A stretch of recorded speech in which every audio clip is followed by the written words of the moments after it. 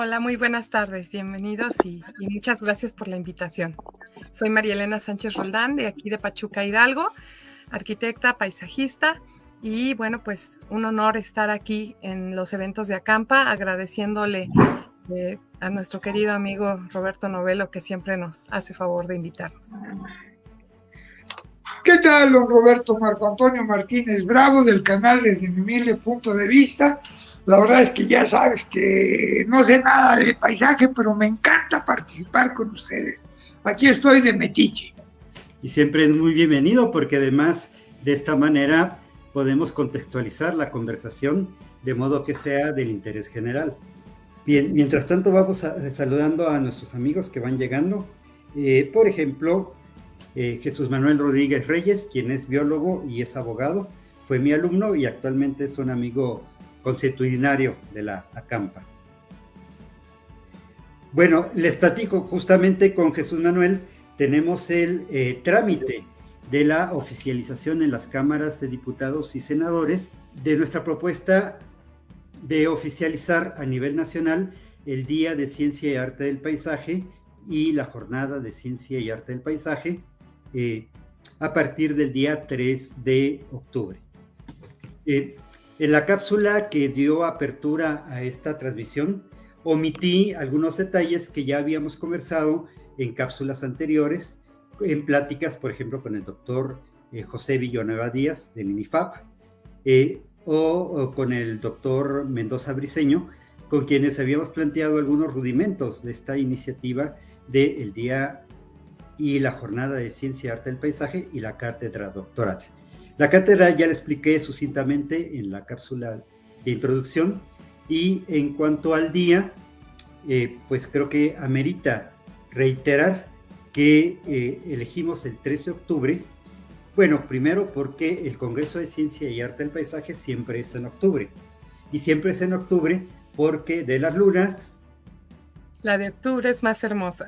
Exactamente. Entonces, el Congreso de Ciencia y Arte del Paisaje, por esa razón, siempre se realiza en el plenidurio de octubre.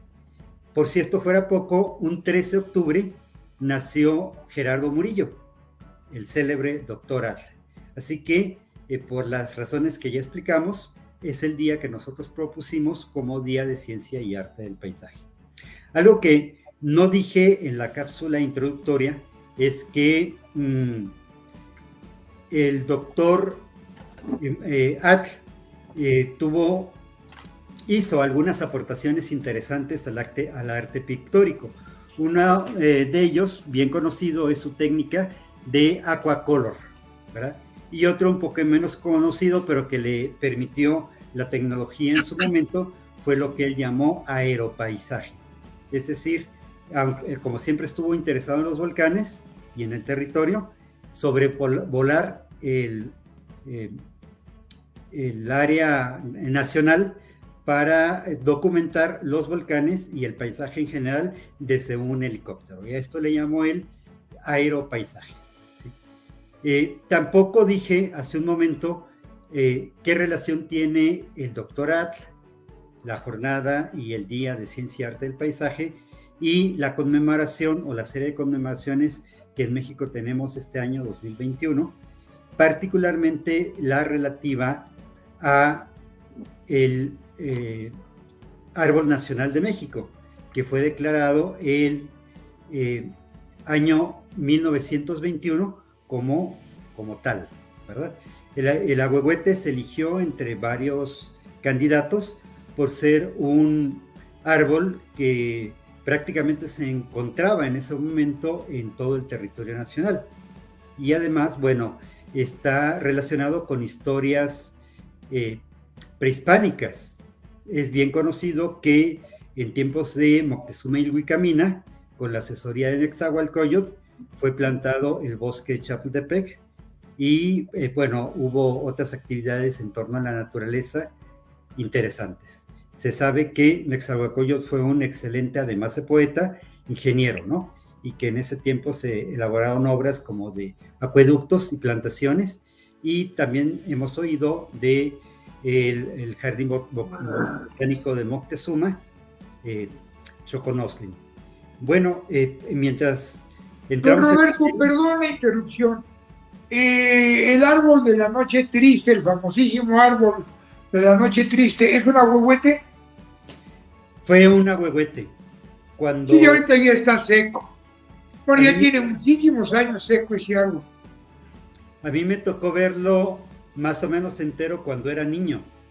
Y francamente me decepcionó mucho hace algunos años haber ido otra vez al parque de Popotla y haberlo encontrado prácticamente un despojo de lo que fue y de lo que yo llegué. Bueno, de hecho, sé que en alguna época le rociaron gasolina y le prendieron fuego. Y estaba verde todavía. Indignante. Sí, pues. Bueno, hay muchas cosas que decir de los ahuehuetes en general a nivel nacional y de algunos en México que son célebres. En la Ciudad de México tenemos el árbol de la noche triste para los españoles, de la noche victoriosa para los mexicas. Y en Chapultepec, por ejemplo, muy cerca del hemiciclo de ingreso y al pie del castillo de Chapultepec, tenemos el famoso Sargento.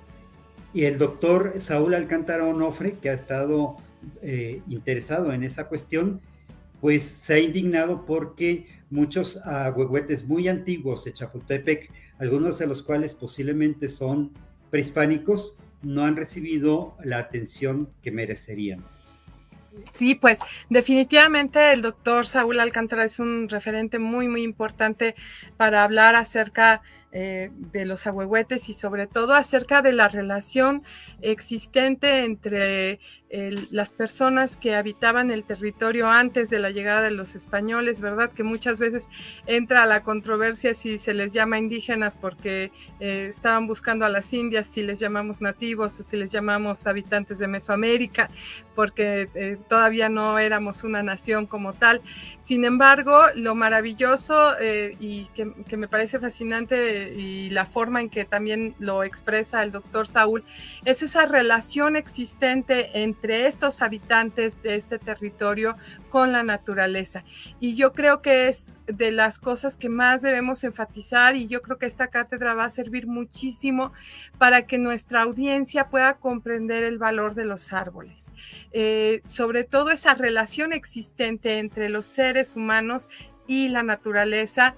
Y bueno, como desde este tiempo las personas que habitaban este territorio consideraban al árbol un amigo, lo consideraban pues parte de esta serie de bendiciones que recibimos de la naturaleza por sus frutos, por su sombra, por toda la habitabilidad que hay en ellos, la posibilidad de que los pájaros habiten las copas de los árboles, los animales que están en el entorno que también los consideran su hogar de diferentes maneras y su alimento, y todo el bienestar que al ser humano le provoca la existencia de los árboles. Yo creo que es algo que esta cátedra va a ayudar a fortalecer y esperemos que toda nuestra audiencia comience a ver con más afecto a la naturaleza y a los árboles, ¿verdad? Muchas veces en la ciudad se da este fenómeno de que los árboles plantados, sobre todo los plantados en las banquetas, a veces es muy poco el espacio que hay en una banqueta para que habite ahí un árbol, pero el árbol no tiene la culpa. Las personas que tomaron la decisión de plantarlo ahí lo hacen con la intención de esta relación hombre-naturaleza, y yo creo que deberíamos de ser mucho más amigables los seres humanos con los árboles. Y si en algún momento la raíz de un árbol modifica la banqueta, yo creo que la actitud de los seres humanos debería de ser ayudar al árbol y modificar la banqueta para ayudar a que el árbol continúe vivo y continúe con nosotros. Y desgraciadamente, ¿verdad? Los actos que comentaba hace un rato nuestro querido compañero, es lamentable, ¿no? Que las personas a veces piensen en derribarlos, en quemarlos, en quitarlos, porque no se dan cuenta que están afectando de una manera muy importante al medio ambiente. Yo espero que esta cátedra pues ayude a las personas a comprender que los árboles son nuestros amigos, que dan muchas bendiciones, muchos beneficios de estar en la ciudad y que debemos procurar cuidarlos. Y sobre todo, bueno, los ahuehuetes, que son árboles muy singulares por su belleza, por la grosura de sus troncos cuando son árboles consolidados. Aquí en Pachuca hay pocos, ya hablaremos de ellos, ¿verdad? No les voy a spoilear lo que vamos a hablar en la plática que su servidora dará en unos días, pero definitivamente revalorar a los árboles y sobre todo pues a los árboles que tienen un gran significado para nuestro país y para nuestra cultura. De hecho, nuestro programa, que ahora les mostraré, pues orbita mucho en la cuestión de los árboles, y de los árboles, los ahuehuetes. No terminé de comentar que atl en náhuatl, esto ya todo el mundo lo sabe y yo lo he repetido mucho, pero por si acaso, significa agua, ¿verdad? Y huehuet significa viejo. Entonces la traducción de ahuehuete, por su significado, es árbol viejo del agua, ¿sí? Se sabe que los ahuehuetes siempre están junto a los cuerpos de agua, lagos, ríos, arroyos, o por lo menos terrenos muy húmedos, requieren agua, pero además también sabemos que los ahuehuetes son de los árboles más longevos, ¿verdad? Es por eso que actualmente el doctor Villanueva, José Villanueva Díaz, ha localizado en el país y en el mundo algunos ahuehuetes, no solo centenarios, sino a veces hasta milenarios. Pero bueno, de todo eso hablaremos a su debido tiempo. Roberto, unas preguntas. La primera, ¿es cierto o es una pregunta que se ha dicho que los árboles que no tienen la hoja plana, sino que la tienen así en la hoja delgadita como los pinos, estos árboles son menos beneficiosos que los que tienen la hoja plana? Como todos los organismos, cada especie tiene sus virtudes y sus inconvenientes, ¿sí? María Elena hablaba del asunto de la permanencia de los árboles y el espacio vital que estos tienen en una ciudad, ¿sí? En México hay un fenómeno que posiblemente no se vea en todos los países, relativo a que a veces dejamos el árbol. Muchas veces lo dejamos porque es más fácil dejarlo y darle la vuelta que quitarlo. Sin embargo, pues está bien que los árboles permanezcan. Y las funciones de los árboles son muy diversas. En el año 2003 yo hice una tesina de un diplomado en arquitectura del paisaje, relativa a la utilidad y las vicisitudes de los árboles urbanos. Y ahí comento cómo hay una distinción entre los árboles de las coníferas, que tienen estas hojas delgadas o en forma de escama que tú comentas, Marco, y los árboles de las especies que denominamos hojosas, que son los árboles que tienen hoja en forma de lámina, ¿sí? A los que llamamos también latifoliadas, ¿sí?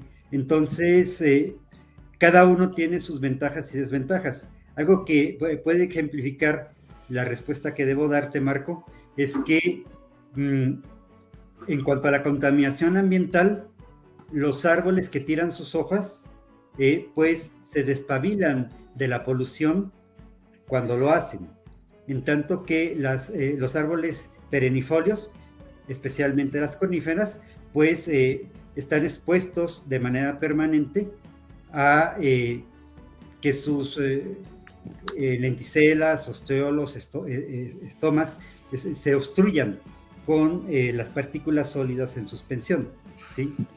Entonces, pues hay cuestiones que pueden ser a favor o en contra. A nivel de confort humano, por ejemplo, si tú pones un árbol caducifolio, cuando tira las hojas, permite que la luz del sol, el calor del sol, pase en invierno, ¿sí? Y en verano te da sombra porque tiene follaje, pero también no te protege del viento. En cambio, las coníferas, como los pinos o los cedros blancos, pueden formar cortinas que te protegen del viento, pero en cambio no permiten el paso de la luz. Bueno, podríamos hablar de esto mucho, pero ¿qué les parece si le damos paso a nuestro amigo Agustín Olivares, a quien le pedimos que nos haga el favor de presentarse? Bienvenido. Bienvenido, Agustín. Gracias, Roberto. Buenas tardes a todos. Pues escuchando una plática muy amena, muy importante, sobre todo por nuestro árbol nacional olímpico, el ahuehuete. Y yo diría, con base a lo que estaba comentando la maestra Marilena, ver al árbol como nuestro aliado. Es un aliado por todos los beneficios que ya comentó Roberto. Este árbol pues tiene la virtud de estar en una vegetación riparia, una vegetación de galería, donde requiere para su crecimiento y desarrollo definitivamente el agua. Es vital domesticarlo. Nos ha llevado a que el árbol vaya adaptándose a ese régimen hidrológico que, bueno, el mismo humano le va poniendo esas condiciones y, bueno, buscar el sitio adecuado. Coincido con Marilena, es buscar un sitio amplio, ¿verdad?, que no altere el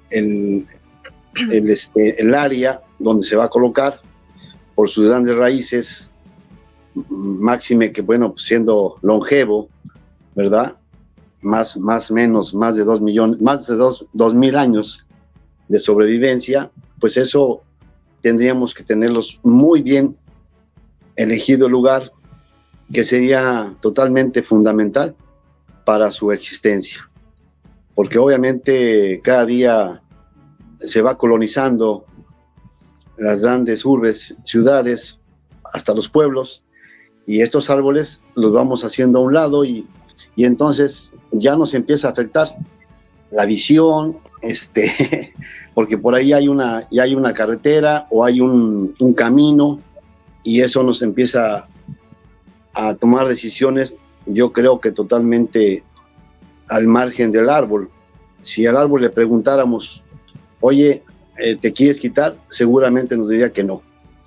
Y ahora más con los beneficios que nos da, ¿verdad? Los beneficios, decir los tangibles y los intangibles, nos beneficia a todos. ¿Por qué? Porque otros países, a sus árboles históricos, sus árboles monumentales, sus árboles de cada país, los tratan como si fuera, el último árbol en su país. Y aquí en México no hemos sabido valorar a los ahuehuetes. Hace unos días platicamos, tuve el gusto de conocer a la maestra Marilena y a un artista, no recuerdo su nombre, con Roberto, y platicábamos que en China pues ya tenemos allá más ahuehuetes que en México.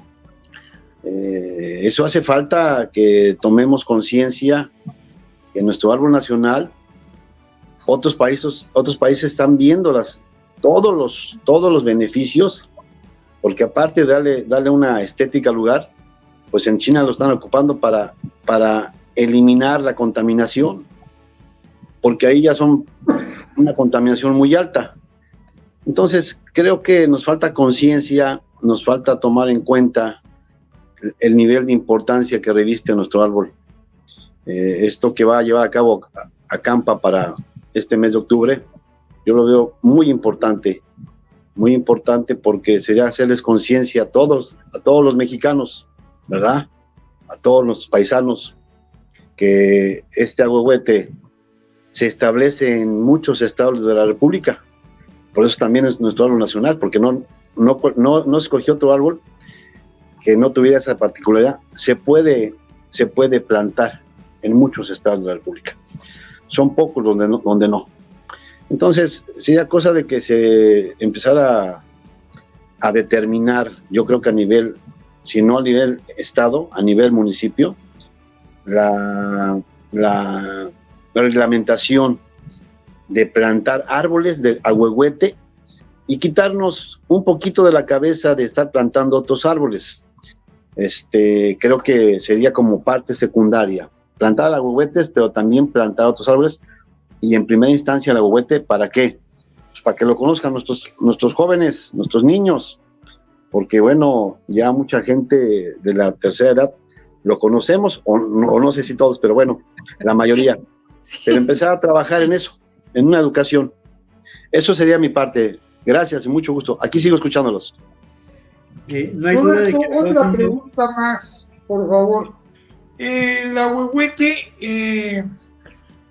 yo desde hace muchísimos años, estaba yo muy joven, cuando oí a un personaje, ahora sí que indígena o nacional nativo de las tierras, precisamente del área de donde estaba el lago de Texcoco, que él decía que el ahuehuete además atraía la lluvia. Y nos ponía como ejemplo el que en la Ciudad de México hay ocasiones que no llueve en ninguna parte más que en el área de Chapultepec. El área de Chapultepec es el área de la Ciudad de México que más llueve. Yo recuerdo cuando estaba en la secundaria que se hablaba de la teoría de las puntas, ¿no? Y particularmente los pinos que tienen hojas en forma de acículas, es decir, de agujas, se supone que pueden tener ese efecto de atraer las cargas eléctricas y la humedad atmosférica, la humedad relativa. Perdón, Agustín y María Elena, creo que iban a decir algo. Adelante, María Elena. Muchas gracias. Bueno, en el caso de aquí de la ciudad de Pachuca, al norte tenemos lo que es el Parque Nacional El Chico, y bueno, es una gran extensión territorial que gracias a Dios está protegida, y que pues es precisamente como nuestra fábrica de lluvia, ¿no? En algunas ocasiones también lo comentábamos y me hacía esa referencia también el doctor Saúl acerca de que en esta zona va a llover siempre por esa cantidad de pinos que están en esta zona. Obviamente, ese ciclo del agua queda permanente, ¿no? Porque existen también cuerpos de agua en torno a las montañas, a los árboles, precisamente por la presencia de estas coníferas.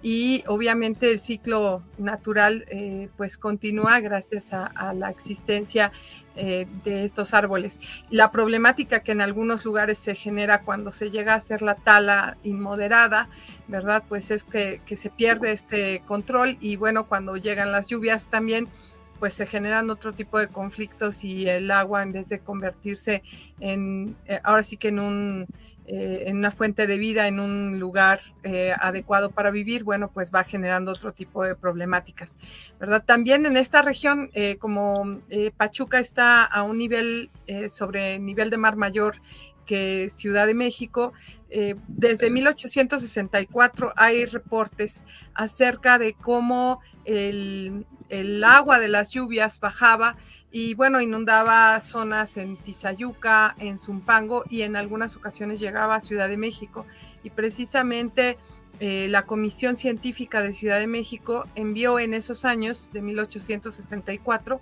una comisión científica a Pachuca, precisamente para analizar esta problemática de las lluvias, el agua, y bueno, yo creo que definitivamente los árboles y el agua tienen una relación natural que debe de estar en equilibrio para evitar problemáticas que, bueno, gracias a que existen todavía zonas de bosque, pues se puede ver ese equilibrio en la naturaleza, y desgraciadamente donde ya se talan los árboles, pues se ve el contraste y la problemática que esa misma agua genera cuando está fuera de control. De acuerdo, y creo que complementando a lo que pregunta nuestro buen amigo Marco, De por sí el árbol de agüehuete tiene una cobertura de follaje muy amplio, muy alto. Si comparamos la copa del agüehuete con pinos o con cedros o con otro árbol, su cobertura es muy amplia, son copas redondas y muy anchas. Entonces, ese porcentaje que tenemos ahí de follaje, seguramente ahí se lleva a cabo la evaporación, ¿verdad? Y esa evaporación genera que se lleve a cabo el ciclo hidrológico del agua. No está ajeno, y entre más árboles tengamos más juntos, más pegados, ¿verdad? Se incrementaría la densidad.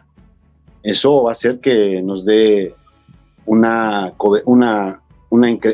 porcentaje muy alto de la presencia de lluvia. Estoy de acuerdo con el paisano que decía de ahí de Chapultepec. Y no me salgo de la plática, no me salgo del tema. El caso que yo por acá tengo un terrenito de 5 hectáreas y lo hemos estado reforestando y restaurando. Y también sucede lo mismo, Marco. Extraño que en esas 5 hectáreas siempre haya lluvia. Entonces viene a reforzar lo que te comentaban a ti antes, la gente que siempre está muy pendiente de lo que sucede alrededor de los agüehuetes. Pero además el agüehuete es un árbol que yo me he fijado que no pierde todas sus hojas en invierno. Eso es lo que dice Roberto, totalmente, es árbol perennifolio, ¿no? O sea, el porcentaje de eliminación de sus hojas está por arriba yo le puedo decir que un 15 o 20% esté cambiando, se esté marchitando, estén muriendo, se secan, pero rápidamente la sustituye. Entonces, este árbol es totalmente perennifolio, ¿no? Porque por la parte acá de Quintana Roo tenemos árboles perennifolios, como el chicozapote, que también conservan su follaje, y hablamos del 75%, pero también podemos decir que anda también, que digamos que es el 100% del follaje que mantiene, sino tira y rápidamente está llenando su copa de más hojas, ¿no? Entonces, eso hace que el árbol siempre esté verde, y sea un indicador cuando empiezan a no tener hojas, no empieza a tener hojas su follaje, ¿no? Que sería como un mensaje a los que estamos alrededor, algo le está sucediendo al agüehuete. Entonces, el árbol no habla, pero se comunica a través de esa forma, ¿sí? Nos dice que tiene temperatura, que le duele la panza, que tiene un pequeño dolor en las articulaciones, ¿no? Las raíces, etcétera, ¿no? Es algo semejante así la comparación que yo le veo, y que por esto tenemos que conservarlos. Creo que aquí se están sacando muchas conclusiones de por qué el agüehuete lo tenemos que conservar. Imagínense un parque lleno de agüehuetes, pues usted lo ve, exactamente siempre verde, frondoso y hermoso, ¿no? Y obviamente pues rescatamos a nuestro árbol emblemático de nuestro país. Además, el agüehuete, bueno, hay muchos, pero el agüehuete en lo particular también es de los árboles que yo digo que son térmicos, porque si tú tienes tu casa y le pega a la sombra de 1, 2 o 3 agüehuetes, siempre va a estar a la misma temperatura tu casa, en invierno o en verano, siempre. Te protegen del calor y te protegen del frío. Y protegen del aire. De acuerdo. De hecho, hay fotos que ahora se manejan mucho por internet que te ponen una zona sin árboles y una zona con árboles. Y la temperatura la regulan, ¿no? Está demostrado. En las escuelas aquí en Quintana Roo no tenemos árboles, y entonces los aires acondicionados son insuficientes. Al tener árboles alrededor de una escuela, pues tienes un aire acondicionado, pero natural, y eso te va a dar una frescura, y a la gente va a poder estudiar con más ganas, con más conciencia. Al no tener árboles, obviamente el calor, pues, te impide pensar, ¿no? Te limita. Entonces, tener árboles alrededor de universidades o de escuelas, jardín de niños, etcétera, nos dan ese plus. Fíjate, otro plus más, contar con árboles, y debiera de ser vuelvo a lo mismo, una reglamentación, tener árboles en la escuela, porque aparte de que te da un lugar fresco, ambiente, es una zona recreativa y de alto índice de salud para los muchachos, ¿verdad? Están tomando el fresco bajo la sombra, no están tomando el fresco dentro de una aula con aire acondicionado, contaminan, etcétera, etcétera, etcétera. Entonces, eso también... Además de esto que te voy a comentar, no me hagas mucho caso, porque esto me lo dijeron cuando era yo estudiante de primaria, o sea, pero igual como 300 o 400 años, una cosa. Hace poquito. No mucho.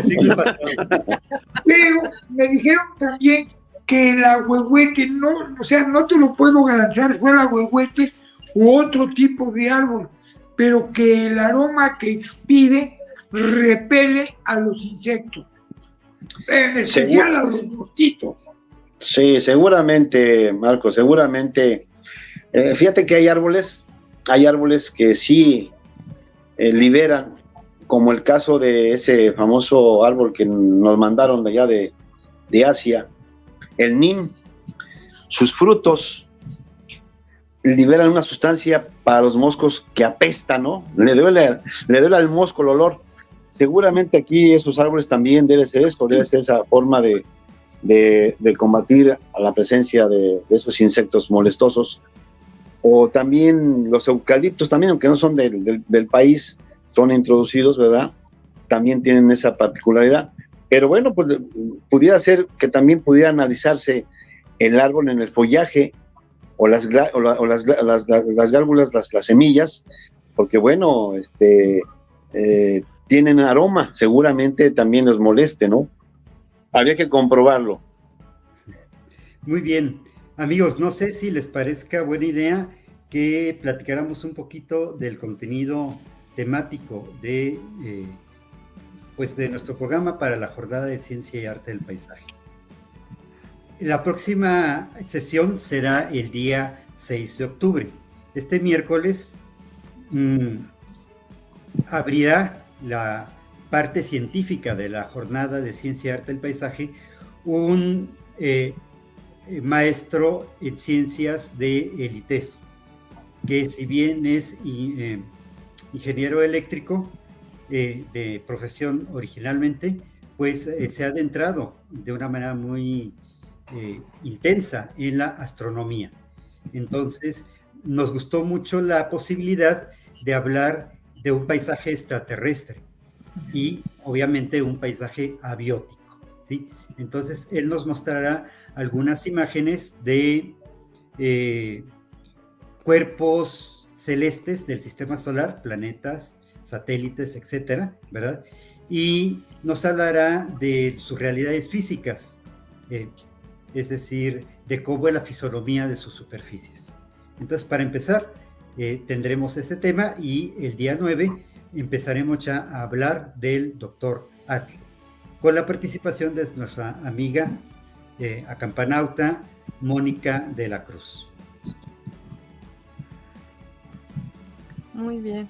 Además, algo interesante es que, bueno, el paisaje es totalmente integral. A mí me parece que es muy importante compartir esta visión, porque en algunas ocasiones existe esa confusión de qué es naturaleza y qué es paisaje, ¿no? La naturaleza pues es toda la creación, sin embargo el paisaje es lo que percibimos, y obviamente cuando percibimos no podemos percibir de manera aislada, percibimos todo el entorno que existe en el lugar en donde nos encontremos, y en este caso, bueno, ahora sí que el cielo estrellado nocturno pues es parte de ese paisaje percibido que se puede apreciar, y que en cada lugar se aprecia de manera diferente, cuando existen estos fenómenos naturales que podemos observar de los eclipses y todo esto, que nos hacen favor las personas que tienen el conocimiento exacto de en qué puntos del planeta se verá mejor, en qué puntos del planeta pues tal vez no será tan percibido. Y bueno, pues este tipo de apreciación. Yo recuerdo que en los años 90 apenas estaba yo comenzando a trabajar en una empresa constructora ahí en Camargo, en la calle de Camargo, en el número 20, ahí en Ciudad de México, y pasó un fenómeno de un eclipse y a la tarde se oscureció el cielo como si fuera la noche, y unos minutos después volvió a ser de día. Y esa experiencia, ¿verdad? Esa percepción del paisaje implicó una serie de factores, ¿verdad? Los pajaritos, en fin, todos los elementos de la naturaleza jugaron un papel importante en ese periodo, en ese lapso de tiempo en donde se oscureció el cielo y volvió a recuperar el sol su posición después del eclipse. Es este tipo de paisaje percibido que queda en la memoria de las personas y que tiene que ver precisamente, bueno, no sé exactamente el tema del que va a hablar el maestro Juan Javier Zapata, pero definitivamente pienso que el paisaje lo integra todo, tanto los elementos que tenemos aquí en nuestro entorno, como los elementos que están en el cielo y que en algún momento, ¿verdad? No es algo permanente, es algo que podríamos llamar hasta fugaz, ¿verdad? Porque pasa por una serie de instantes y cambia nuestra percepción del espacio. Y bueno, queda en nuestro recuerdo, ¿verdad? Hace algunos años de estas fechas que les comparto, y bueno, pues son experiencias de vida que quedan en las personas y que pues ayudan a percibir esta naturaleza, que no solamente es lo que tenemos en el planeta, sino que el planeta forma parte de estos sistemas en el universo, ¿no? Entonces, bueno, seguramente va a ser muy, muy interesante esta plática del próximo miércoles. En el Congreso de Ciencia y Arte del Paisaje, con frecuencia se ha abordado la conceptualización de esta palabra, ¿verdad? Incluso hay quien pretendido presentar paisajes microscópicos, ¿no? O paisajes como ahora vemos, pues interespaciales o interestelares, ¿verdad? Lo que creo que para todo el mundo es claro es que el paisaje para la mayoría de la gente es fundamentalmente una imagen. Hay paisajes sonoros, táctiles, gustativos, especialmente para las personas que carecen del sentido de la vista. Y desde luego, el paisaje sería diferente para seres en otros planetas o para especies que no son humanos, ¿verdad? Mucho se ha discutido si la apreciación estética del paisaje es exclusiva del hombre o no. Yo lo que les puedo decir es que sabemos cómo hay pájaros que hacen escenarios, ¿no? Para su cortejo. Así es. Sí, yo creo que sí, de acuerdo, Roberto. En los pocos años que llevo trabajando acá en el rancho Hermanos Olivares, fíjate que los pájaros son territoriales. Me he puesto a fijar con mucha precisión cómo ahuyenta cierta especie a otras especies, pero cuando hay un peligro, se juntan todos, ¿no? O sea, si llega el halcón o el águila, todos empiezan a trinar y se defienden. Pero a lo que voy, en esta zona, ahora ya estás combinando 45, 50 especies diferentes de aves, que antes no había. No había en este lugar árboles de caoba, y los plantamos. Y entonces ese árbol de caoba es el más corpulento, el más grande, más robusto, y tiene una copa muy grande. Y entre las copas grandes pues, están las ramas, y ahí empieza el cortejo. Yo coincido plenamente contigo, Roberto. ese cortejo donde, bueno, pues como los novios, ¿no? Me voy a ocultar de la sociedad para que no nos vean. Y el mismo pajarito empieza a buscar, y cada pajarito busca una palma o un árbol o un pequeño arbusto, y lo va escogiendo y va siendo selectivo, y eso te permite que el pájaro te esté dando información que tú desconoces, ¿no? Dice, bueno, voy a ser un poco exagerado. Yo vivía en un jacal y ahora me pusieron una suite, y esta suite tiene muchos lujos. Bueno, pues al pajarito le gustó eso y ya, ¿no? Ya como que ya se está acostumbrando, y bueno, pues tiene una privacidad tremenda, ¿no?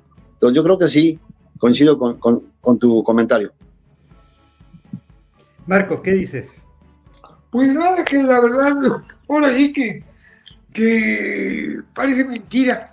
Y a mí me gustaría muchísimo que más adelante invitaras a Antonio de la Cruz, que él tiene ahorita mucha experiencia trabajando con los de Sembrando Vida, porque definitivamente creo yo que es uno de los programas que más impacto va a tener en un futuro cercano, ¿no?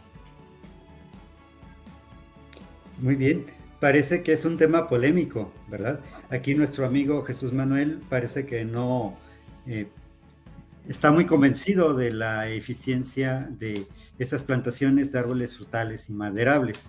No obstante, creo que no podemos poner en duda que pues reforestar, hacer plantaciones, pues siempre tendrá una cierta utilidad, ¿no? Ya el contexto social o hasta político en que el cual se desarrollan, pues habrá que verlo a lo largo del tiempo. Pero en efecto, creo que pues hay una buena intención, por lo menos, ¿no? En este programa Sembrando Vida. Sí, bueno, pues existen diferentes programas y diferentes grupos de personas. No podríamos generalizar exactamente qué está haciendo cada grupo en diferentes lugares.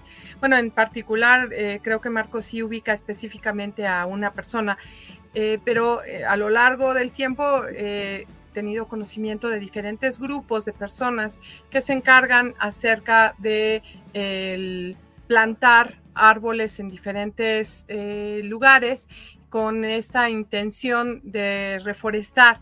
Y bueno, siempre es muy importante que se pueda analizar las especies que se van a utilizar. Definitivamente sí es importante también el hecho de que realmente exista una supervisión o un seguimiento a esas actividades de plantación.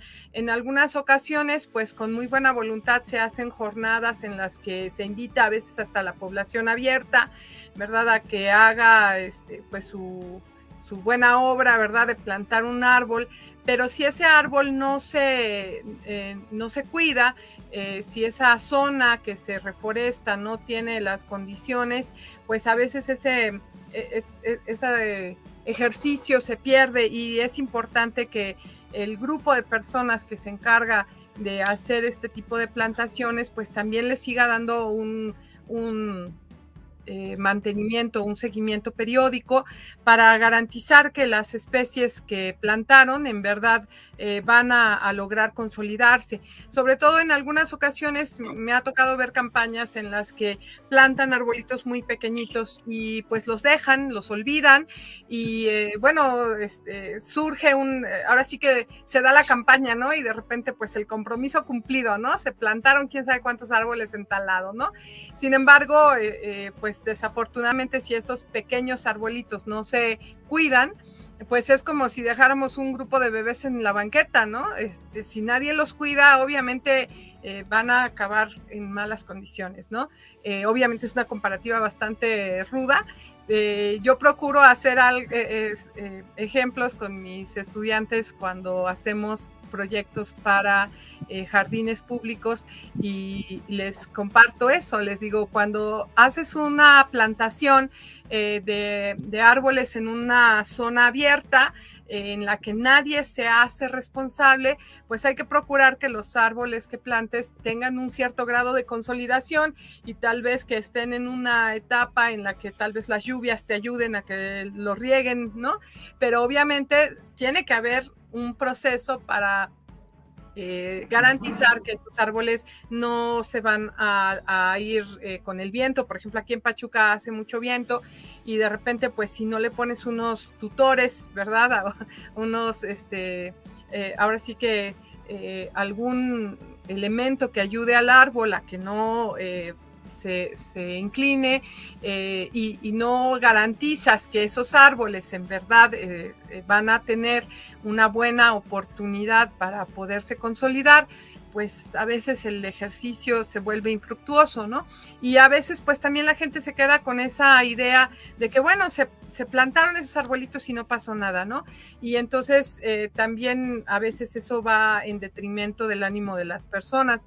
Invitarles a que si entran en una campaña de ir a plantar árboles, pues se enteren de qué tipo de árbol es el que van a plantar y qué características tiene, qué necesidades tiene y pues procurar cuidarlo de verdad para que en verdad esos árboles tengan oportunidad de consolidarse en un futuro, ¿no?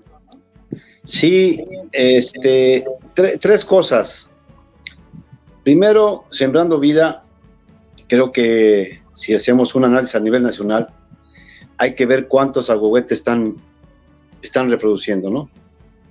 Que sería interesante que tuviéramos agüehuetes, ¿no?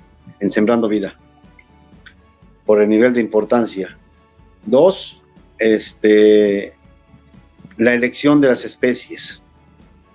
El costo, por lo que aquí me he dado cuenta, aquí en Quintana Roo, la semilla es de forma disgénica. ¿Qué se refiere a disgénica? Que no hacen la selección eugénica, o sea que agarran la semilla de cualquier árbol, del árbol de la que está en la avenida, del árbol de más fácil obtener el fruto, ramudo, mal conformado, o sea, el germoplasma es vital. Y eso no digo que se esté tomando en cuenta a nivel nacional, yo digo que debiéramos de tomar en cuenta la semilla del árbol correcto.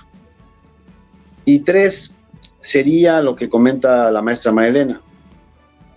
Si no tenemos en cuenta que el árbol requiere por lo menos de 3 a 5 años para su mantenimiento, pues esas plantaciones o reforestaciones no van a tener éxito. Definitivamente los tutores, las ayudas que les damos cuando no hay agua, ¿verdad? La sequía, porque las temporadas a veces pues son lluvias ya tipo cambio climático de mucha caída de lluvia, pero no espaciada en el tiempo de lluvias, ¿sí? Y pues eso tendríamos que reforzarlo a que la gente nos ayude. Creo que aquí no podemos estar solos. La gente debe tomar ese papel de darle los cuidados, las atenciones, porque es muy fácil plantar. A todos nos rebasa la emoción, ¿verdad? Vamos a la chorcha, pues me pongo mi playera y yo planto árboles y soy ecologista o etcétera. Pero bueno, ¿qué hacemos para que esos árboles por lo menos tengan una seguridad de que van a sobrevivir, de que tengan un 95% de probabilidad, ¿no? Si plantamos 1000, pues que vivan por lo menos unos 700. O plantamos 1000 y vamos y nomás están sobreviviendo a la buena de Dios 50 o 100, ¿no? ¿Bajo qué condiciones? Y luego pues ya plantamos o reforestamos y resulta que por ahí va a pasar una avenida. Nos falta planeación, nos falta mucha planeación. ¿Por qué? Porque bueno, pues estamos viendo que cada día la frontera agrícola se va creciendo, el desarrollo, los fraccionamientos, y no lo tomamos en cuenta. Y yo creo que los árboles son vitales para nuestra existencia. Al ser nuestros principales aliados, tendríamos que ir pensando lugares destinados a eso. Y que tuviéramos una lista enorme de árboles, ¿verdad?, donde pudiéramos obtener beneficios. Yo, por decir, aquí puedo proponer la caoba, el cedro, la pimienta, el silicote, el balché, el salam y otras especies más, pero nada más se abocan a 2 o 3 especies diferentes o a otras especies de fácil reproducción. Entonces, creo que faltaría esa buena planeación de que cada estado tuviera que ser una propuesta de qué especies propones, y dentro de cada estado, por regiones, ¿no? Para que cada lugar tenga su hábitat correspondiente, porque bueno, no voy a meter un huizache donde el tipo de suelo no vaya con él, o la temperatura, etcétera.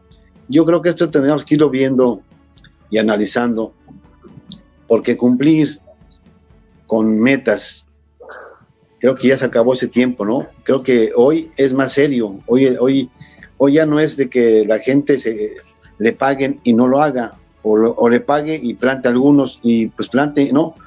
Creo que es algo que el dinero que se está destinando debe ser bien canalizado para que tengamos mañana árboles en todo México, ¿sí? Si no, yo creo que la factura a todos nos lo van a cobrar y es dinero mal invertido. Creo que hay que ver la canalización correcta de estos recursos para que pudiéramos tener pues áreas reforestadas, áreas restauradas, porque no le veo, como dicen, no le veo la cuadratura al círculo, ¿no? Entonces, yo creo que sería importante, interesante. Acampa es una buena instancia que les puede hacer ver las cosas desde un punto de vista proactivo, ¿no? Sin ser corregir, sino hacer observaciones de que, bueno, oye, nuestro árbol nacional no se produce a nivel nacional, ¿no? Entonces, esa pudiera ser una buena conclusión de que Sembrando Vida, un presupuesto destinado para el agüehuete. No sé cuánto les gusta a ustedes, 1 millón de árboles para todo México, 500,000, 200,000, no sé. Eso ya se podría analizar y tomarlo en cuenta, porque sería bonito tener muchos chapultepés en todos los estados donde se da el agüehuete. Seguramente muchos de ustedes ya han hojeado nuestro canal de la Acampa. Una de nuestras listas de reproducción de videos se llama justamente Cultura del Paisaje. Por cierto, una de las primeras cápsulas que hicimos fue dedicada al agüehuete, nuestro árbol nacional. Les invitamos a verla. No es un video muy bien logrado, pero bueno, al menos da algo de información. Y en efecto, creo que no solo la Jornada de Ciencia y Arte del Paisaje, sino toda la actividad cultural divulgativa de la Acampa va un poco en el sentido de que tengamos más herramientas, no solo teóricas, sino también prácticas, para que las iniciativas a favor de la naturaleza, del paisaje, de la vegetación, de la vida en general, pues vayan a mejor puerto por evitar creer que ya sabemos lo que es necesario saber más. Bueno, algo bien importante, bien importante. Perdón. No, lo que pasa es que cuando yo estaba en la primaria, también hace muchísimos años, quiero decirte que hace como 60 años, un maestro de educación física que daba clases prácticamente a toda la escuela, nos citó una ocasión, un sábado, que nos fuéramos con ropa como para ir de día de campo, y nos citó en el colegio, en la escuela. Cuando llegamos a la escuela resulta que había un montón de árboles. En aquella época no había bolsas de plástico, estaban adentro de envases de hojalata. Y ya que llegamos todos, pues cada quien agarre su arbolito y vámonos. y nos llevó caminando. Obviamente estábamos muy cerquita porque nosotros estábamos ahí cerca de la Basílica de Guadalupe, y nos llevó caminando hasta la salida de la Ciudad de México rumbo a Pachuca, a los Indios Verdes. Allí hay un parque nacional. En aquella época, pues no creo que haya tenido más que 1 o 2 huizaches y 1 o 2 pirules del cerro. El caso es que cada uno nos hizo que sembráramos un arbolito, llevaba palas y demás, total, sembramos nuestro arbolito. Y cada 8 días nos citaba y nos tenía con garrafones de agua. En aquella época eran de vidrio los garrafones, con palma alrededor, 2 garrafones a cada uno para que fuéramos a regar nuestro arbolito durante todo el año. Ya el año siguiente hizo lo mismo, pero con otro grupo de alumnos y con otra escuela. Y el caso es que ahorita todavía este tío tiene 60 años y ves los cerros y ya se ven pues verdes, con un montón de árboles. No sé cuántos se secarían, pero sí te puedo decir que por ahí del año 95, que se me ocurrió ir a ese parque nacional a buscar mi arbolito, no, pues ya no lo encontré. Pero yo creo que los más bajitos medían arriba de 7, 8 metros. Y ya desde entonces no he vuelto ahí, no encontré mi árbol. Pero bueno, y sí sirvió, porque no sé cuántos se secarían, pero sí sé que ahorita a la entrada de la Ciudad de México se ven los 2 cerros, se ven llenos de árboles.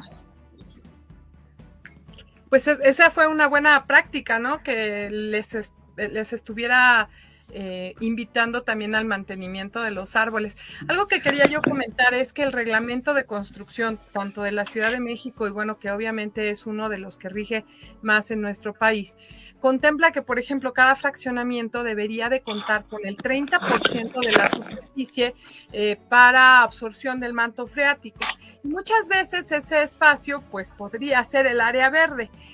Sin embargo, pues muchas personas llegan a desconocer esto y desafortunadamente se va viendo cómo los fraccionamientos van perdiendo ese porcentaje de territorio que debería de ser un área verde. Ahora yo me quedo pensando en lo que comentaba el ingeniero Agustín, si en cada fraccionamiento, en esas áreas verdes se colocaran ahuehuetes, ¿verdad? Y fuera como un compromiso, sería muy bueno que Acampa fuera apoyando que la normatividad se fuera ahora sí que haciendo cada vez más rigurosa en que los fraccionadores entregaran esos espacios ya con árboles plantados que pudiéramos considerar que están en un buen grado de consolidación, que no fueran ahora sí que de 20 centímetros, ¿no? Sino que pudiéramos considerar por lo menos árboles de 5 metros, de 8 metros, por ejemplo, ¿no? Que obviamente representan una inversión mayor, pero que obviamente una compañía constructora que hace un fraccionamiento perfectamente podría cubrir ese gasto y podría en el trayecto de su construcción, ¿verdad?, estar cuidando de estos árboles y dejarlos en el mejor estado posible, y no solamente dejar el espacio, ¿no? Porque muchas veces eso pasa, dejan una superficie que está simple sin ningún tipo de vegetación y a veces nada más con con una guarnición y a veces hasta sin banqueta, ¿no? Y simplemente dejan ahí el espacio a ver qué pasa después con él, ¿no? Y yo creo que precisamente una de las cosas en las que se podría trabajar es ir apoyando a nivel nacional que esos espacios que se van quedando, no nada más sea el hecho de que los dejen como superficie, sino que ya la destinen para área verde. Desafortunadamente en muchos casos se ve que esos territorios se ocupan hasta para otros proyectos y cuando menos sienten, pues los habitantes a veces ni siquiera se enteran de que ese espacio era su área verde, ¿no? Y cuando menos ven, ya está construido algo y se ha perdido esa posibilidad. Entonces, esperemos que todos estos trabajos vayan encaminándose a fortalecer esa área y bueno, a mí me parece maravilloso eso de que en cada ciudad de México hubiera diferentes parques en donde pudiéramos contar con árboles como los ahuehuetes. Y yo creo que se podría perfectamente armar esa parte de la normatividad, ¿no? Desde las empresas constructoras que hacen los fraccionamientos hasta generar estas sociedades de estas juntas de vecinos que se hicieran responsables de estas áreas verdes y realmente ir garantizando que poco a poco nuestras ciudades se fueran convirtiendo en espacios verdes. Adelante, Agustín, luego hablo yo. Sí, nomás para complementar, creo que el tema es de tallos lignificados. Árboles o arbolitos, como le queramos decir, deben de permanecer en vivero el tiempo suficiente cuando ya el tallo está lignificado, que ya tiene fuerza, tiene fortaleza, se puede valer por sí mismo, porque ya se puede llevar al campo, y eso va a asegurar enormemente la sobrevivencia del mismo. Muchas veces sacamos plantas de 3, 6, 9 meses y llevamos cadáveres. No podemos mover o desplazar tantos arbolitos para que se mueran. Entonces sí, eso también debe ser una reglamentación. Y bueno, aquí en Quintana Roo pasa lo siguiente, lo que dice la maestra María Elena. Plantan árboles por estaca, ¿no? Por reproducción asexual, porque es lo más barato. Pero entonces la arquitectura del paisaje pues contrasta, ¿no? Una casa bien bonita y afuera un palo mulato, un chacá del género Bursera. Entonces pues es totalmente caducifolio. Entonces pues no tiene hojas ni follaje en la época de que debía de tener.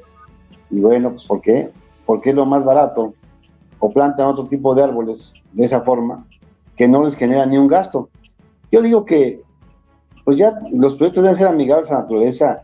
Los grandes desarrolladores o gente que se dedica a construir casas o desarrollos se lleva mucha lana. O sea, digo, qué exageración, ¿no? En este proyecto me voy a llevar 100 millones de pesos. Sí, mi amigo, pero pues estás pegándole al medio ambiente, le estás pegando a tu familia, le estás pegando, haciéndole un mal al planeta. ¿Para qué te va a servir tanta lana si finalmente estamos golpeando a donde vivimos? Tenemos una sola casa, que es el planeta Tierra. Si no la cuidamos, bueno, pues, ¿qué va a hacer? Yo creo que estamos llegando al siglo XXI, donde ya ni la dependencia es la responsable. Debiéramos ser los ciudadanos los que empecemos a presionar, buscar grupos que nos apoyen, ¿verdad? Y dar de una manera justificada, sin pelearnos, sino de forma pacífica, todos los daños que nos están ocasionando, porque aparte que quitamos cubierta forestal, ¿verdad? México es un país totalmente forestal, ¿verdad? Por la superficie forestal que hay a nivel nacional. Lo mismo Quintana Roo, 80-85% de superficie. Bueno, estamos cambiando el uso del suelo, pero si por lo menos mantuviéramos un porcentaje de cobertura de árboles, pues eso nos permitiría a no estar plantando o reforestando. Yo no entiendo cómo quitas y luego tengo que poner un árbol y quieren árboles de 5 o 6 años, ¿no? Aparte, ¿quién lo va a pagar? Son árboles muy caros. Donde se justifica se puede hacer, pero donde van a hacer nuevos desarrollos, pues yo creo que desde ahí debemos de empezar. ¿Por qué no es un trazo adecuado? Un arquitecto que tenga ética, ¿no? Un ingeniero ambiental, un ingeniero civil, un biólogo, no sé, hasta la misma sociedad, gente que debería de pronunciarse por eso, porque bueno, a final de cuentas, ya lo vimos, la vida es tan corta, la pandemia nos está afectando, y no sé si sepan ustedes, pues ya las enfermedades zoonóticas es por quitar vegetación. Se da el famoso término de dilución y de abundancia. Hay árboles que prefieren ciertos insectos o animales, como son los murciélagos, y pues allá en China pues quitaban los árboles donde se alimentaban y se cambian, y entonces se llevan los patógenos. Entonces hay más patógenos que tenemos que cuidarnos. estamos llegando a un nivel de cuidar todo ese tipo de detalles, porque si no, ahora nos golpean. Yo qué culpa tengo que allá en China quiten los árboles y haya un murciélago y luego ese murciélago transmita el problema de la enfermedad del COVID. Válgame Dios, ¿a dónde estamos llegando? Entonces yo creo que se tiene que hacer algo ya a nivel país y a nivel mundial, porque si no, bueno, sí nos vamos a morir, pero pues no, nadie quiere adelantar su futuro. Y lo que estamos haciendo todos, ahorita hoy en día, estamos adelantando nuestra muerte. Digo aquí, don Marco, perdón, le hablé de tú y perdón, con todo respeto, don Marco, usted nos lleva muchos años, y si no muchos, usted tiene el camino más andado, escuchando tus comentarios, y yo creo que ya tendríamos que ponernos en esa forma, pues un poquito más intolerante, en el sentido de que si no hacemos eso, pues bueno, ¿qué nos va a pasar? Vamos a seguir creando nosotros mismos las mismas enfermedades que nos peguen y muera mucha gente inocente, porque bueno, es lo que está pasando. Entonces yo creo que hasta dónde estamos llegando, a que el árbol o los ecosistemas forestales son vitales para la vida del hombre. Y entonces yo creo que ahí tendríamos que tocar varios puntos para que la gente tome conciencia, ¿no? Y obviamente todos nos subamos al coche del éxito, ¿verdad? Que todos podamos aportar algo y que la gente en la sociedad nos haga caso, porque si no, no es lo mismo un árbol. Aquí quitamos un árbol de chicozapote que tiene 15 años y mañana lo quiero plantar, pues ya no lo voy a ver, ¿no? O lo que estamos haciendo, yo estoy plantando árboles de Guayacán y pues bueno, nunca me voy a proteger de su sombra, porque bueno, pues, crecen muy lentos. Sin embargo, tenemos que dejar eso, tenemos que trascender, tenemos que dejar algo nosotros. ¿Para qué? Pues bueno, pues ya aquí vivimos en este planeta, las futuras generaciones, dejarles algo, que les enseñemos, que mostremos que hemos cometido errores y que no se vuelvan a cometer, porque si no, pues bueno, van a suceder cosas como las que están pasando ahorita. Yo iba a preguntarles, seguramente ustedes habrán escuchado de la vieja y conocida fábula de los dos burros.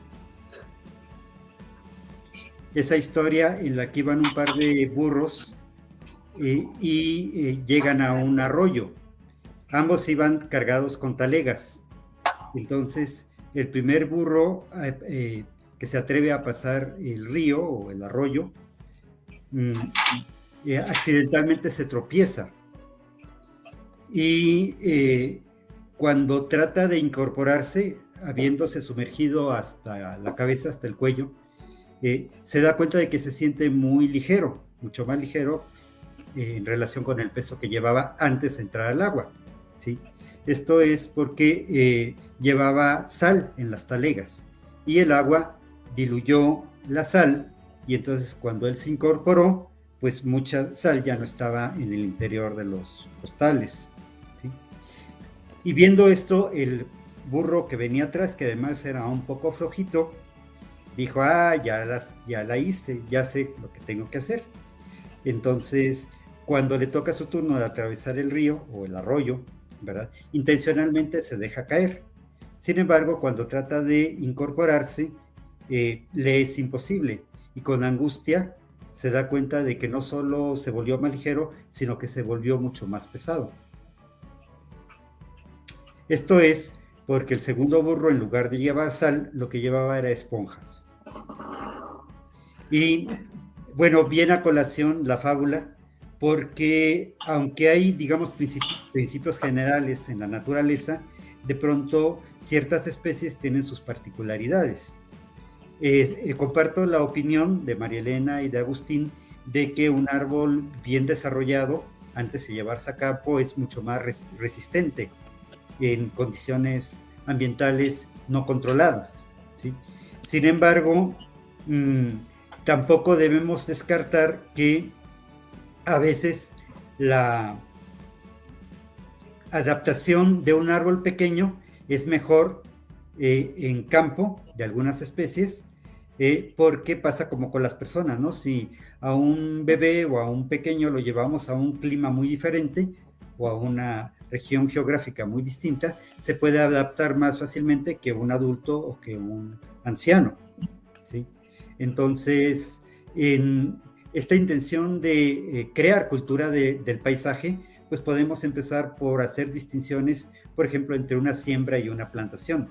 Lamentablemente, la mayor parte de la gente utiliza la palabra sembrar refiriéndose a la palabra plantar, ¿no? Lo que se siembra es una semilla y lo que se planta es una plántula, un brinzal. Un brinzal le llamamos a un árbol pequeñito, ¿no? Producido en vivero, ¿sí? Y de manera sexual o de manera sexual, como decía Agustín, una estaca, por ejemplo, puede convertirse en un árbol, ¿sí? Pero no hay mayor complicación en realizar una siembra directa en un bosque, tratándose de árboles forestales o frutales incluso, que hacerlo en un vivero con un carácter, con unas condiciones controladas artificiales. Si en campo fuéramos capaces de proteger primero al embrión, a la semilla, luego a la plántula, luego al brinzal, luego al montebravo y luego al árbol adulto, bueno, pues no debería haber problema para que un árbol se desarrolle bien. Especialmente incluso puede tener una ventaja competitiva porque ya no es manipulado después de haber germinado. Lo que sí pasa con las plantaciones, y de ahí mucho del porcentaje de su fracaso, ¿verdad? Que no se hace una mala plantación, se dañan las raíces, no se le da mantenimiento, como ya se dijo, ¿verdad? Entonces, hacer una buena siembra directa, aún de especies frutales o forestales, podría tener más éxito siempre y cuando cuidáramos al individuo, ¿verdad? Desde luego parece que es más usual y más fácil hacer plantaciones, producir muchos árboles y luego llevarlos a campo. Pero bueno, de eso se trata este tipo de conversaciones, de que podamos no dar por hecho que sabemos todo lo que debe saberse y de que todas las especies y todos los ambientes y todas las condiciones sociales, culturales y hasta políticas son iguales. Sí, definitivamente hay muchas variantes y en algunas ocasiones pues sí se ven casos de éxito y qué bueno, pero desgraciadamente pues también se ven las otras, ¿no? Hay veces que pues toca ver, ¿no? A las personas que están plantando los árboles y en algunas ocasiones pues con todo y la bolsa negra, ¿no? Va con todo y bolsa negra y ahí la ponen y dice uno, ay, caray, ¿no? Y a veces ponen al individuo y luego le cuelan una capa de concreto, ¿no? Les digo así como que lo ahorcan en la banqueta, ¿no? Y de repente, y dicen, pues ya plantamos árboles, ¿no? Qué bueno que ya los plantamos, ¿no? Y yo digo, caray, ¿no? Acaban de colar un poste, ¿no? Acaban de colar un poste y pobre árbol porque va a morir, ¿no? A veces hago esa comparativa con el ser humano, ¿no? Les digo, imagínate que invitas a un amigo a que viva en tu ciudad o en tu lugar y de repente le pones un grillete en el cuello, ¿no? Y le dices, mira, aquí vas a estar bien contento, ¿no? Entonces digo, pues prácticamente los estamos condenando a morir, ¿no? Si no tienen ni siquiera la posibilidad de recibir agua cuando llueve, ¿no? Ya ni siquiera hablemos de que lo riegues, ¿no? Hablemos de que siquiera le caiga el agua cuando llueva, ¿no? Entonces, en particular yo tuve la experiencia de estar en Brasil en el año 2019 por una estancia doctoral. Y la verdad, una de las cosas que me encantó de los jardines de Brasil es que los jardines públicos no están colados con concreto, sino que son con arena de playa. Bueno, obviamente fui a una ciudad que está directamente, pues ahora sí que en la punta del nordeste, fui a la ciudad de Recife. Y entonces, pues obviamente es parte del material o del sustrato que está en la ciudad, pero es maravilloso porque entonces las raíces no están peleándose con la capa de concreto ahí encima, ¿no? Sino que realmente, ¡ay, qué maravilloso, Roberto! Gracias por ponerlo. La ciudad de Recife tiene esta peculiaridad y bueno, los jardines y los parques diseñados por Roberto Burle Marx, que obviamente también son pues un ejemplo para todos los paisajistas. Burle Marx, sí, Marx, exactamente. Y bueno, ahora sí que excelentes ejemplos del trabajo paisajístico. Y bueno, yo me quedé con eso y dije, qué maravilla que la raíz de un árbol no tuviera que estarse peleando con la capa de concreto de la banqueta. Y peor aún, lo triste de nuestro país es que cuando el árbol le gana a la banqueta, matan al árbol, ¿no? O sea, yo digo, bueno, ya el árbol logró, ¿verdad? Cuando yo veo una banqueta que se alza, digo, este árbol ganó, ¿no? Este árbol ganó, ¿no? Su raíz es tan fuerte que le ganó a la banqueta.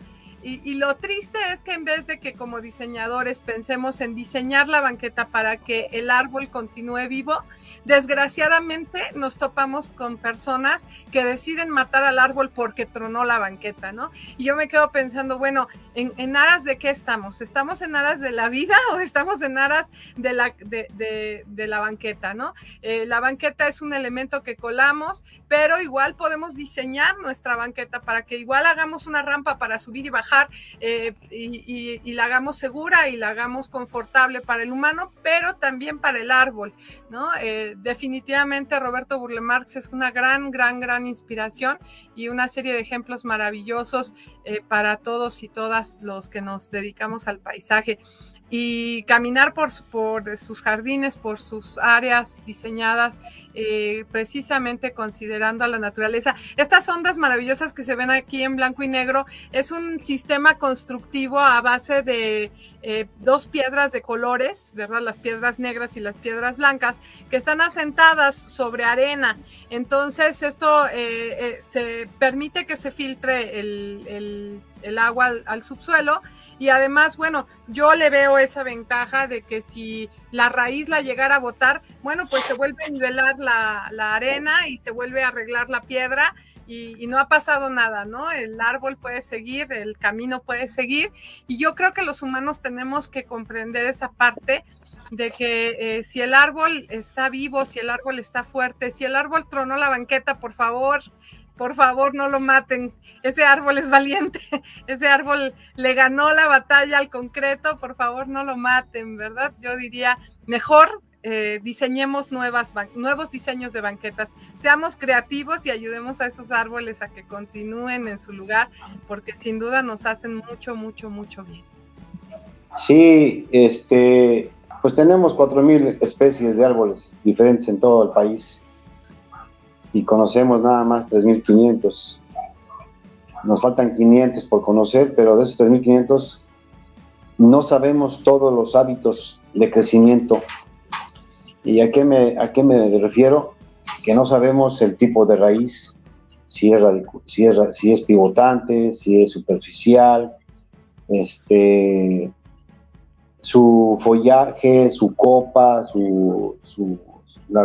toda la estructura del árbol en estado juvenil, estado adulto, ¿verdad? Entonces, son cosas que tenemos que tomar muy en cuenta porque, bueno, si quiero poner un árbol de agüete en un lugar donde va a ser muy estrecho, pues bueno, lo estamos nada más cumpliendo con el objetivo de plantarlo, más no con el objetivo de que esté ahí toda la vida, ¿no?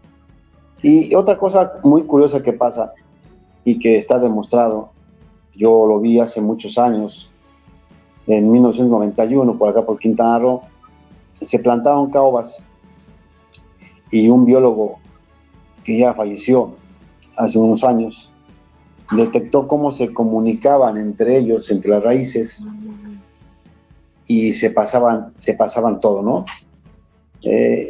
Yo lo vi y bueno, lo llevamos a cabo ahí en el terreno. Y efectivamente la raíz de un árbol con otro se llegan a fusionar,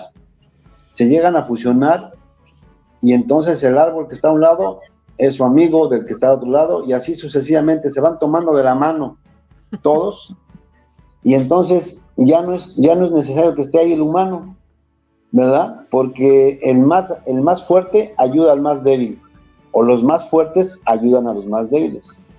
Es una comunicación de veras de otro nivel, no pasa entre los seres humanos definitivamente. Si veo que se está muriendo mi enemigo, pues hasta más le echo más tierra para que se acabe de morir, ¿no? Entonces los árboles tan adelantados, procesos evolutivos más avanzados que el ser humano, están hoy en día pasando otro cambio climático. Han pasado muchos cambios climáticos, pero lo que voy, yo creo que tendríamos que seguir buscando especies, ¿verdad? Si va a ser plantación, si va a ser reforestación, si va a ser para trabajos de restauración, si va a ser trabajos de embellecimiento, si va a ser para cortinas rompevientos, si va a ser para jardines, si va a ser para urbano escolar. El destino, perdón, objetivo que se va a utilizar el árbol, tendríamos que tomarlo muy en cuenta, ¿no? ¿Por qué? Porque eso nos va a permitir tener una mezcla de contrastes de árboles. Digo, aquí con Roberto Novelo es un excelente coordinador y aparte hasta parece que no.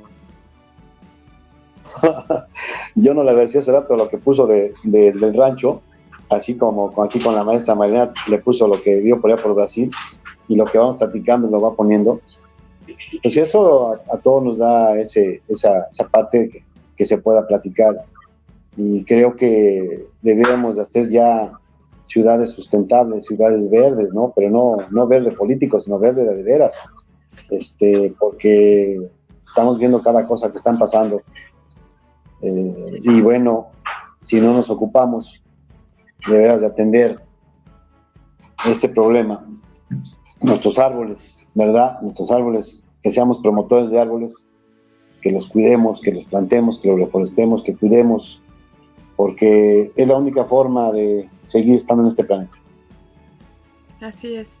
Sobre todo yo creo que es muy importante que la población comprenda que el asunto del espacio verde no es el color verde como tal, sino es la naturaleza que vive, que respira y que nos permite entrar en un ciclo de vida mayor y mejor. Desgraciadamente, como que el aspecto de comodidad tal vez, ¿no? De decir, ay, no, mejor no riego mi planta, ¿no? Mejor compro una de plástico y entonces ya no riego ni corto, ni podo, ni nada, ¿no? Sin embargo, pues, ¿cómo podríamos decir, verdad? El común denominador de las personas está como aceptando que entra a un centro comercial y en vez de encontrar jardines naturales, encuentra jardines de plástico y de tela y dice, está bien, ¿no? Cuando realmente no le está aportando absolutamente nada ese espacio más que el aspecto visual, ¿no? Y definitivamente así también se acostumbran a que pasan por su fraccionamiento y no hay un árbol, y pasan por algún lugar y no ven naturaleza y empiezan como a ceder. Y yo creo que es muy importante que la población comprenda que no solamente es que el objeto sea verde porque está pintado de verde, sino que sea verde porque tiene vegetación natural o porque tiene árboles naturales, y que realmente es lo que se necesita para que nosotros podamos tener una mejor calidad de vida.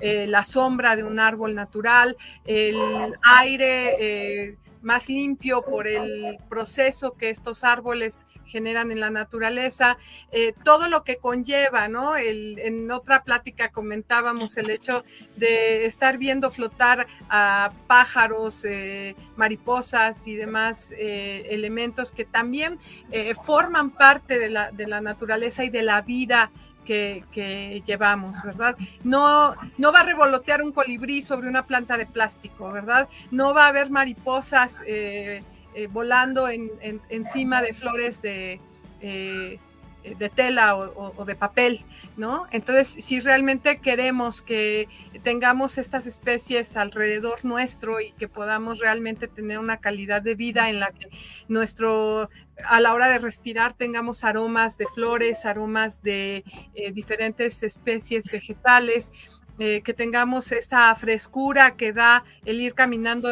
por una calle arbolada, todos estos elementos, que la sociedad no pierda el deseo de tenerlos, porque a veces se va perdiendo ese deseo de tener naturaleza, y yo creo que es algo fundamental porque los seres humanos dentro tenemos 2 pulmones y esos 2 pulmones funcionan con oxígeno.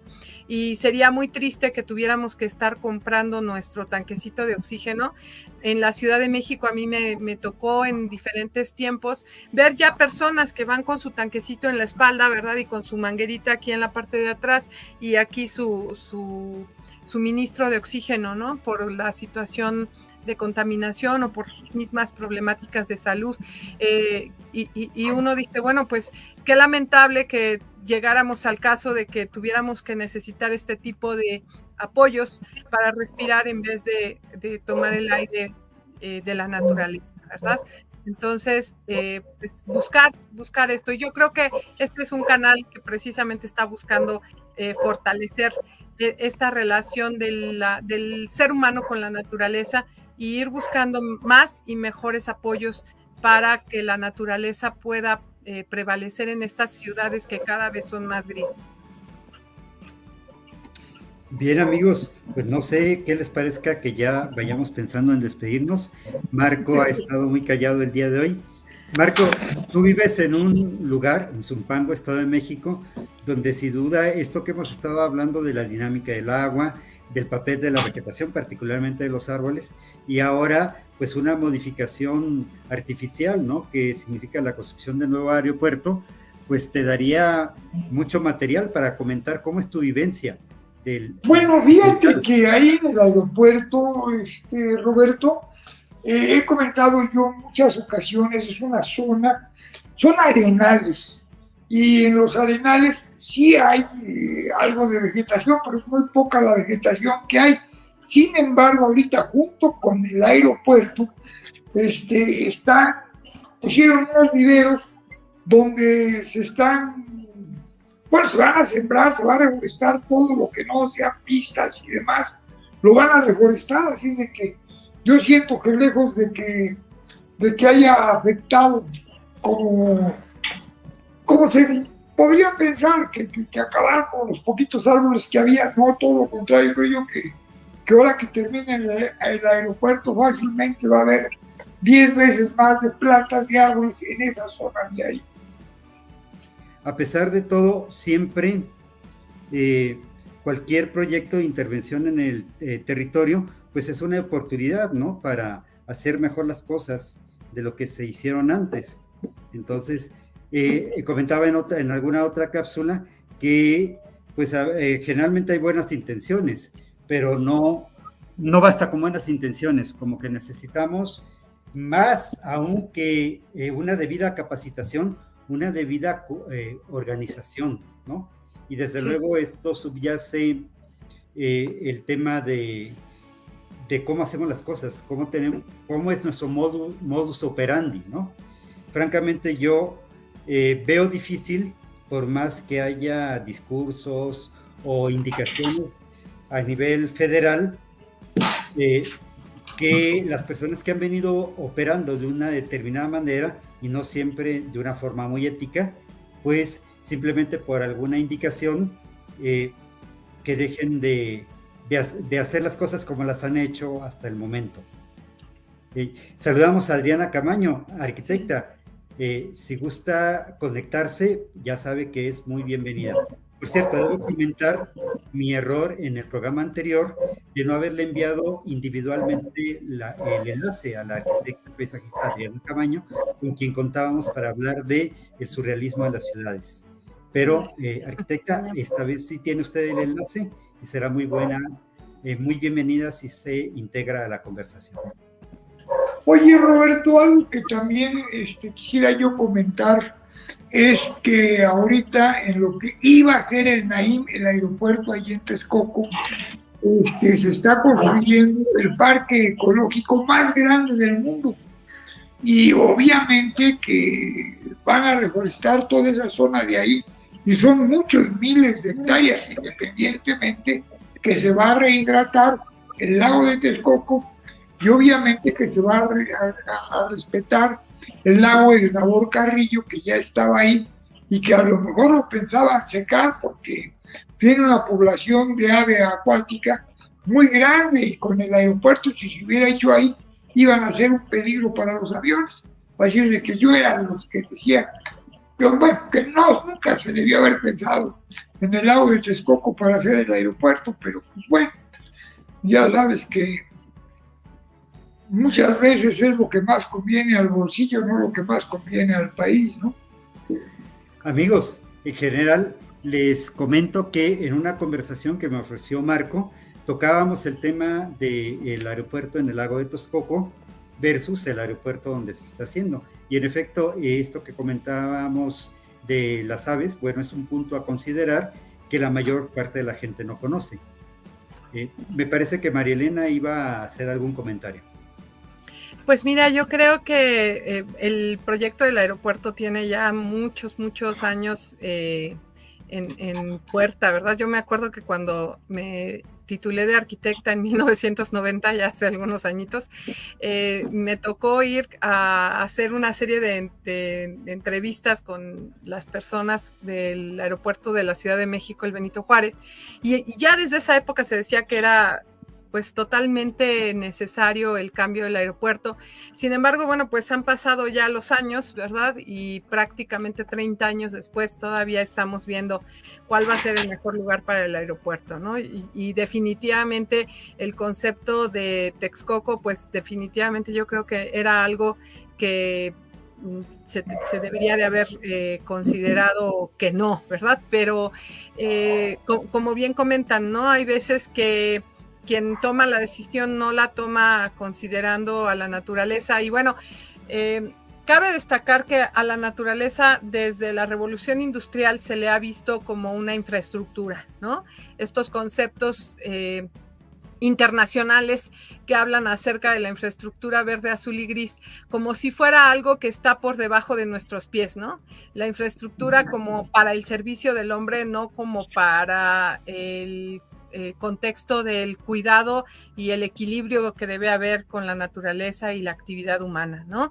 Y bueno, pues yo creo que ese aeropuerto era precisamente eso, ¿no? Ver a la naturaleza como una infraestructura, como algo que pareciera que podemos cambiar a nuestro gusto y que definitivamente, pues no, ¿verdad? Y bueno, yo espero que en esta nueva oportunidad, bueno, ya ven que también se pensó en el aeropuerto de Santa Lucía y bueno, pues obviamente ya muchas aerolíneas se han decantado por no utilizarlo. Y entonces, bueno, pues obviamente toda esta problemática de no considerar a la naturaleza, simplemente se queda uno pensando, bueno, la inversión que ya se hizo y que se quedó ahí perdida, pues esperemos que en algún momento pueda redituar en alguna propuesta que ayude a la zona a recuperarse, y si es que van a recuperar el lago de Texcoco y a reforestar esa zona, pues esperemos que sí lo hagan, porque finalmente el recurso de la nación se está ocupando para este tipo de proyectos. Y a veces cuando hablamos de los recursos de la nación, pareciera que son los recursos del gobierno, pero deberíamos de comprender que los recursos del gobierno son los recursos que generamos los contribuyentes, ¿no? Entonces, los recursos que tienen los países son los recursos de los contribuyentes, ¿no? De las empresas y de las personas que elaboramos en cada uno, que somos los que generamos esos recursos y que deberíamos entender que deberían de ser utilizados de una mejor manera, mucho más sabia, ¿verdad? Y desgraciadamente, mientras veamos a la naturaleza como algo que está por debajo de nosotros, estamos en un error, ¿no? Yo creo que la naturaleza la debemos respetar y debemos considerar esta relación de equilibrio que deberíamos de tener. Y te agradezco mucho, Adriana, tu comentario, te agradezco mucho. Definitivamente la naturaleza debe de ser considerada con mayor respeto. Mis amigos, bueno, como otras veces ha ocurrido, no teníamos un plan muy preestablecido para la conversación de hoy y creo que hemos tocado puntos importantes e interesantes que nos agotan. Sin embargo, de pronto la gente sí se agota de estar demasiado tiempo aquí. Claro que sí. No, y bueno, es un placer siempre hablar de la naturaleza, del paisaje y buscar siempre irla fortaleciendo, pero eso nos da pie para que tengamos oportunidad en otros momentos de seguir hablando de estos temas y comprender que, bueno, pues igual y el tiempo se agota y si nos debemos despedir, pues agradecer el espacio que nos has permitido el día de hoy. No, al contrario, es un honor. Me gustaría, si no tienen inconveniente, puedes echarle una última ojeada a nuestro programa de la Jornada de Ciencia y Arte del Paisaje, ¿sí? Como ven, continuamos hablando del Ahuehuete con el doctor Villanueva Díaz y con el maestro en Ciencias Forestales, Rodolfo Hernández Rea, quien abordará el aspecto más bien artístico aplicado a la filatelia, ¿verdad? De las ilustraciones, estampillas postales, que son ahuehuetes dibujados o pintados por artistas mexicanos, ¿sí? Este hilo conductor, que es el ahuehuete viejo del agua, lo retoma la historiadora Ramona Isabel Pérez Bertruy, ¿sí? Quien abordará el fenómeno del bosque Chapultepec a nivel histórico y cultural, ¿sí? Para el día jueves 21 tenemos una actividad de campo por la mañana, aquí en la zona metropolitana de Guadalajara. Quien quiera acompañarnos será muy bienvenido. Y continuamos con una conversación con un niño de 10 años, quien nos dará su opinión y su saber en relación al paisaje autóctono, al paisaje cultural del pueblo amuzgo, ¿verdad? Que es una etnia poco conocida a nivel nacional y aquí mismo en Jalisco, ¿sí? Y bueno, cierra el programa ya oficial, que está ya definido, el tema de la jardinería espontánea y el paisaje naturalista, ¿verdad? Del cual hablaremos el doctor J. Cruz García Alvarado o Elisa Olivares, ¿verdad? Como ya comenté en la cápsula que dio inicio a esta transmisión, pues la doctora María Elena Sánchez Roldán nos definirá, cuando pueda hacerlo, cuando nos hablará de este tema que tuvo a bien preparar para nosotros sobre los ahuehuetes de Pachuca Hidalgo. Muchas gracias. Fíjate, Roberto, Elena, Marco, algo que está sucediendo con los ahuehuetes. Yo soy nacido en Texcoco y ahí estaba el Parque El Contador, que lo mandó a hacer nuestro rey poeta Netzahualcóyotl, y le pusieron El Contador porque mandaba a sus séquitos a contarlos y siempre daban un número diferente. Entonces, estos árboles ancestrales hoy en día están pasando por problemas de urbanización. Quizá tendría que verse la proyección de zonas donde se planten los ahuehuetes, que se va a respetar la zona para ese fin, ¿verdad? Porque hace unos años fui con unos amigos de la secundaria y me invitaron a plantar ahuehuetes. Plantamos 10, pero pues ya llegaban ahí aguas, ya no llevaban aguas dulces, llevaban aguas negras. Entonces al ahuehuete lo sometemos a un nivel de depresión, de tensión, de estrés, de todo tipo. Y bueno, ahí siguen sobreviviendo porque queríamos reforestar y volver a recuperar esa zona con esos ahuehuetes, y eso no quisiera que pasara en otras partes, sino al contrario, buscar zonas esprofeso para el ahuehuete y que se mantengan como tal y que se respete y que se deje ya totalmente reglamentado de que va a ser una zona para conservar el patrimonio de nuestro árbol nacional y olímpico de México. Seguramente durante la ponencia del doctor José Villanueva Díaz habrá oportunidad de detallar más lo que ha pasado en la zona del lago de Texcoco, los alrededores de la Universidad Autónoma Chapingo, ¿verdad? Donde a mí me tocó, cuando hice la maestría en Ciencias Forestales en la División de Ciencias Forestales de Chapingo, ver todavía los ahuehuetes del Contador en relativamente buen estado, ¿verdad? Entonces es muy desasosegador lo que pasa de pronto a nivel ambiental por cuestiones que nada tienen que ver con la dinámica de la naturaleza, y por otros intereses o por negligencia. Bien. Me parece que Marco iba a comentar alguna cosa y como yo empecé a hablar, ya no lo hiciste. Bueno, ahora sí que yo sí me tengo que despedir porque de un momento a otro me van a sacar de la transmisión, digo, porque ya está en rojo la pila de mi teléfono. Así es de que muchas gracias por la invitación. La verdad disfruté mucho este programa. Que pasen la mejor de las tardes y que Dios los bendiga. Y nos vemos el miércoles. Un abrazotote a todos. Hasta el miércoles, mi querido. Mucho gusto, Marco. Siempre es un gusto contar contigo. Igualmente. Hasta pronto. Un abrazo. Sí. Igualmente. Bueno, y a tu amigo, pues le reiteramos la invitación también si quiere sumarse a la conversación, por lo que decías al principio del programa. ¿Tú no has hablado con él, Roberto? Sí, me puse en comunicación con él vía WhatsApp y le hice la invitación hoy. Pero bueno, me parece que por ahí andaba. Nada más no sé si nos sigue acompañando. Bueno, órale, pues un abrazotote, que estén bien. Hasta luego. Damos la bienvenida y saludamos con afecto a Alba Guadalupe Aguilar Grande, a quien no tengo el gusto de conocer, pero que seguramente puede opinar sobre estos temas. Y bueno, le damos la cordial bienvenida. Bien, mis amigos, María Elena, Agustín, dejen moverme un poquito porque con este formato se alarga uno. ¿Qué les parece si ya nos despedimos? Claro, ahora sí que un continuará, seguramente. Sí, bueno, ¿alguien de ustedes conoce a Alba Guadalupe Aguilar? No, pero no. Pues qué bueno que se conecta y bueno, qué bueno que te ha parecido interesante. Esperemos que nos sigas en el canal de Acampa y muy pronto pues seguiremos comentando. Ahora sí que esta historia continuará. Sí. Bueno, totalmente de acuerdo.